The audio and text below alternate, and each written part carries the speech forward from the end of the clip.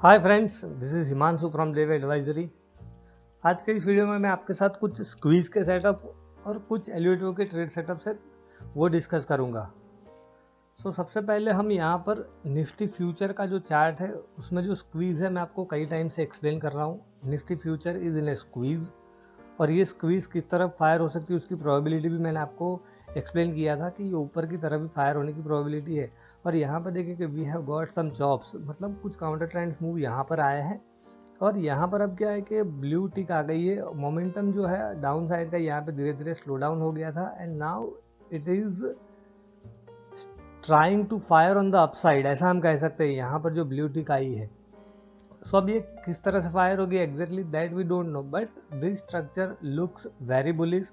और जब भी ये स्क्वीज का सेटअप फायर होता है तो हमारा जो पहला जो एक्सपेक्टेशन होता है दैट इज एटलीस्ट ये जो 20 एम लाइन है बीच में, जो ब्लू लाइन है दैट इज 20 एम लाइन, उससे 1.5 टू 2.5 का ATR का मूव हम एक्सपेक्ट कर सकते हैं। और यहाँ पर जो 1.5 जो लाइन है ऊपर की, यहाँ पर आप जो देख रहे हो ब्लू लाइन, वो हम देखें यहाँ पर that is around 15,965। This is 1.5 ATR move from this 20 M. और ये ATR थोड़ा डायनेमिक भी होता है, तो जब ये मूव बढ़ेगा ATR भी बढ़ेगा तो ये बैंड थोड़ा वाइड हो सकता है।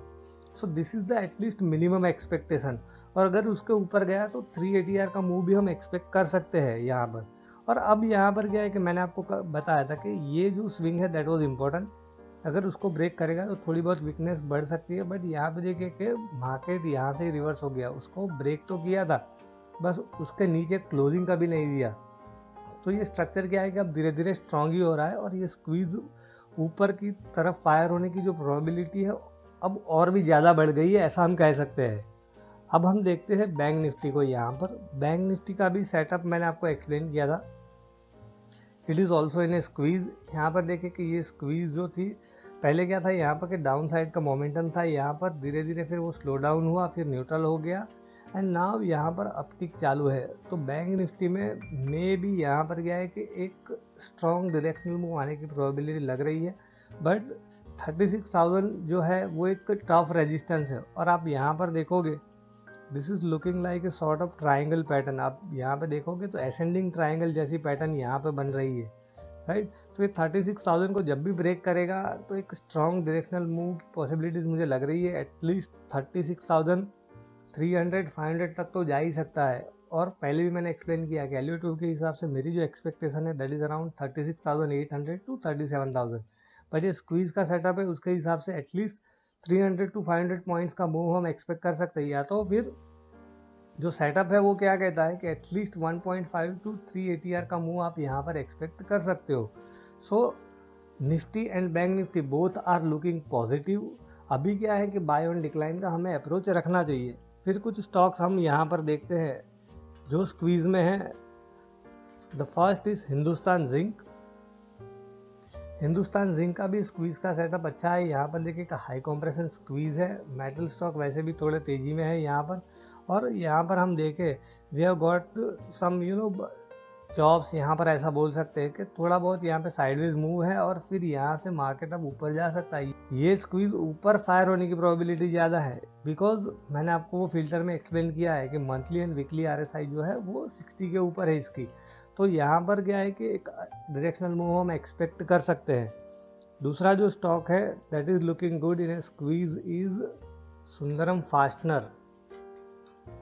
सुंदरम फास्टनर को भी हम यहाँ पर देखें तो ये देखिए कि एक स्ट्रक्चर मुझे यहाँ पे थोड़ा ठीक लग रहा है कि ये रिट्रेसमेंट हुआ था यहाँ पर, फिर ऊपर जाने का ट्राई किया, वापस यहाँ नीचे आया है and now it may move upward यहाँ से और 50 MA के आसपास से सपोर्ट लेके जा रहा है। तो जब भी ये स्क्वीज का सेटअप होता है और पर्टिकुलरली जो मैंने आपके साथ स्कैन शेयर किया है वैसे स्टॉक क्या है कि they are buy on decline. जब भी ये 20 या 50 MA के आसपास आते हैं और स्क्वीज में है तो आप उसको डिक्लाइन में भी ऐड कर सकते हो। यहाँ पे देखिए कि 50 MA के आसपास वो बेस बनाने का ट्राई कर रहा है और ये फायर हो सकता है कभी भी।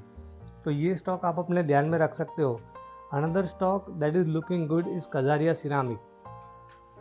कजारिया सिरामिक एलियट वेव की एनालिसिस में भी मैंने बीच में कवर किया था और उसके बाद क्या है कि ये 52 वीक हाई बनाया था उसने 1055 के आसपास, थोड़ा रिट्रेस हुआ and now it is continuously holding 20 EMA और काफ़ी एक स्ट्रॉन्ग बेस बनाया है ऐसा हम कह सकते हो। और यहाँ पर कुछ स्विंग्स है 1010 के आसपास, और नियरेस्ट स्विंग जो है यहाँ पर है दैट इज़ अराउंड, ये जो हाई हम ले 1005 के आसपास, 1005 1010 ये पूरा जोन है यहाँ पर, उसके आसपास थोड़ा फ्लर्टिंग कर रहा है, मतलब रेजिस्टेंस फेस कर रहा है।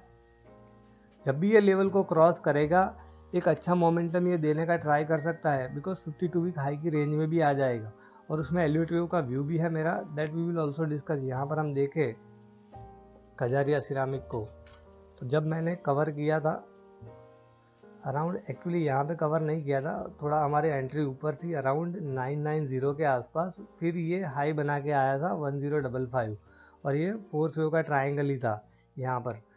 एंड स्टिल ये क्या है कि पॉसिबिलिटीज़ है कि 1100 के आसपास ये जा सकता है, तो ये स्टॉक काफ़ी स्ट्रॉन्ग लग रहा है, इसको आप ध्यान में रख सकते हो। ये कुछ स्क्वीज़ के सेटअप थे। अब हम एलिवेट वेव के ट्रेड सेटअप देखते हैं यहाँ पर, जिसमें पहला है इप्का लैब। ये सेटअप मैंने ऑलरेडी ट्विटर पे और टेलीग्राम पे आपके साथ डिस्कस किया हुआ है, बट ये डिटेल में मैं थोड़ा एक्सप्लेन करता हूँ। उसमें मैंने ट्रेडिशनल टेक्निकल एनालिसिस का व्यू लिया है। 200 SMA का ब्रेकआउट है, आप जाके उसका चार्ट देखोगे 200 SMA के आसपास एक स्ट्रॉन्ग बेस बनाने का ये ट्राई कर रहा है। और एलिवेट वेव के हिसाब से हम देखें तो इस तरह से मैंने लेबलिंग किया है। और यहाँ पे मैं थोड़ा ब्रीफ कर देता हूँ कि ये जो 52 वीक हाई बनाया था उसके बाद ये क्या है कि करेक्शन यहाँ का टर्मिनेट हो गया ऐसा लग रहा है। एंड दिस पैटर्न जो मैंने लेवल किया है 1 2 3 4 5, दिस माइट बी इम्पल्स, या तो वेव ए हो सकता है। एंड ये जो पूरा इम्पल्स है या तो वेव ए है हम कहे उसको, यहाँ पर A B C, that means कि ये करेक्टिव पैटर्न लग रही है। This could be wave B या तो वेव 2 हो सकता है। तो यहाँ पर क्या है कि वेव काउंट्स मेरे थोड़े बुलिश है, या तो हम सी वेव के लिए जा सकते हैं या तो थर्ड वेव के लिए जा सकते हैं। And both are very strong waves. C wave भी वेव 3 जितना ही स्ट्रॉन्ग होता है। करेक्टिव पैटर्न में सी वेव जो है वो काफ़ी स्ट्रॉन्ग होता है। अभी रिसेंटली जो जूम मीटिंग थी उसमें भी मैंने काफ़ी डिटेल में एक्सप्लेन किया था वो फिनोमेना। अब यहाँ पे आपको भी समझा रहा हूँ कि सी वेव है वो काफ़ी स्ट्रॉन्ग होता है, तो सी वेव के लिए जा सकता है या तो थर्ड वेव हो सकता है। इन दैट केस हम क्या एक्सपेक्ट कर सकते हैं, यहाँ पर 0 to 1 -2 करें या तो 0 to a माइनस भी ऐसा बोल सकते हो। तो यहाँ पर देखिए कि एटलीस्ट 100% की भी एक्सपेक्टेशन हम रखें। नॉर्मली सी वेव का एक्सटेंशन जो होता है ये जिगजैग स्ट्रक्चर लग रहा है, तो जिगजैग में सी वेव का जो एक्सटेंशन होता है वो 100%, wave C is equal to wave A, तो 100% की एक्सपेक्टेशन रखें तो that is around 2491, that means के 2500 के आसपास जा सकता है। And if this proves to be an impulsive structure then we may get further extension up to 1.618 level, तब 2800 के आसपास भी जा सकता है अगर ये वेव 2 है और ये थर्ड के लिए जा रहा है, दैट इज़ द पॉइंट। सो ये काफ़ी स्ट्रॉन्ग लग रहा है। इसमें आप यहाँ पर क्या है कि 2040 के आसपास स्टॉप लॉस लगा सकते हो, या तो फिर ये जो कैंडल है उसका भी आप स्टॉप लॉस लगा के इसको होल्ड करने का ट्राई कर सकते हो। बट नियर टर्म में मेरी जो एक्सपेक्टेशन है, अगर 4-5% का भी मूव दे दिया तो that would be very good. फिर एक सिल्वर का सेटअप मैं आपके साथ डिस्कस करता हूँ।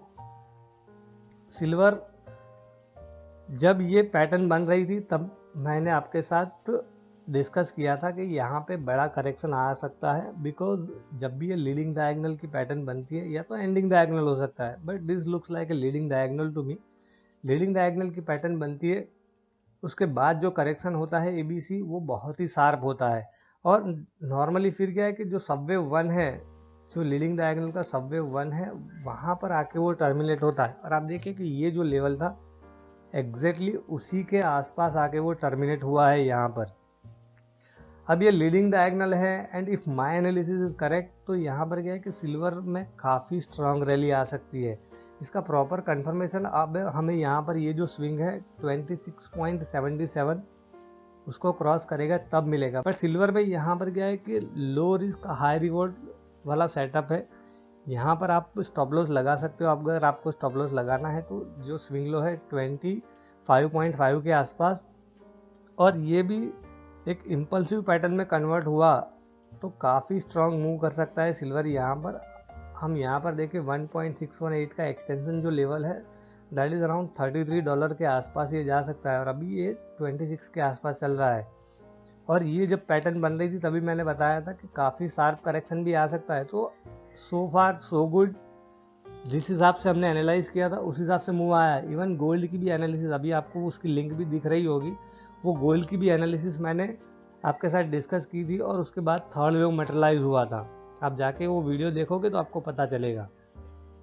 फिर मैंने आपके साथ एक मोतीलाल ओसवाल का सेटअप डिस्कस किया था, उसमें मैं थोड़ा आपको यहाँ पे ब्रीफ करता हूँ। आप देखिए कि this was actually third wave, इस तरह से मेरा लेबलिंग था। वो मैंने ट्विटर पे भी शेयर किया था और टेलीग्राम पे भी आपको वो ट्विटर की लिंक भेजी थी। यहाँ पर एक 810 से मैंने पोस्ट किया था, 810 के आसपास मैंने पोस्ट किया था। और आप ये प्राइस रेंज यहाँ पर देखोगे तो ये जो मूव है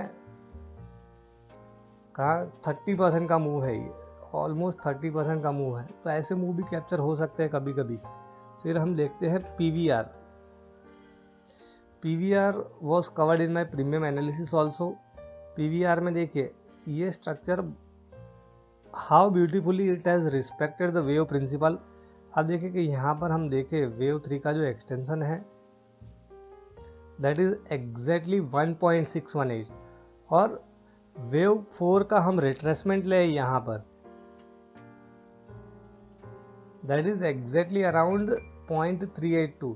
दैट मीन्स के ये काफ़ी हाई प्रोबेबिलिटी ट्रेड सेटअप है, बिकॉज जो लेबलिंग हमने की है उसकी जो फिबोनाची रिलेशनशिप है they are very much in line with the guidelines. और जब ये थर्ड वेव चालू था तब भी मैंने आपको एक्सप्लेन किया था अराउंड 1385 कि ये थर्ड वेव है, 1.618 का हम एक्सटेंशन एक्सपेक्ट कर सकते हैं। फिर ये उसने हाई बनाया था और आज भी मैंने आपको टेलीग्राम पे अपडेट दिया था।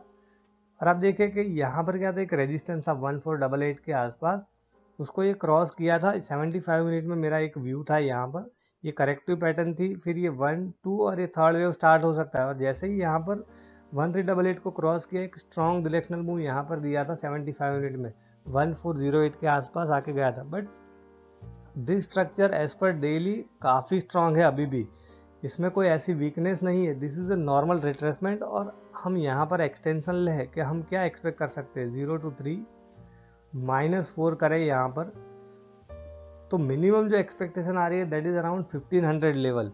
और अगर आपको अब स्टॉप लॉस लगाना है तो यहाँ पर स्टॉप लॉस लगा सकते हो। ये जो रिसेंट स्विंग लो है 1343 के आसपास और लास्ट जो क्लोजिंग है यहाँ पर 1390, तो एक मतलब अच्छा रिस्क रिवॉर्ड सेट हो रहा हो तो आप काम कर सकते हो। हालांकि वेव प्रिंसिपल के हिसाब से तो आपको यही स्टॉप लॉस लगाना चाहिए 1318 का। अगर आपको ये स्टॉप लॉस भी लगाना है आप लगा सकते हो। सो आई होप फ्रेंड्स कि ये सब चीज़ें जो मैंने आपके साथ डिस्कस की है it may help you in your trading. Thank you.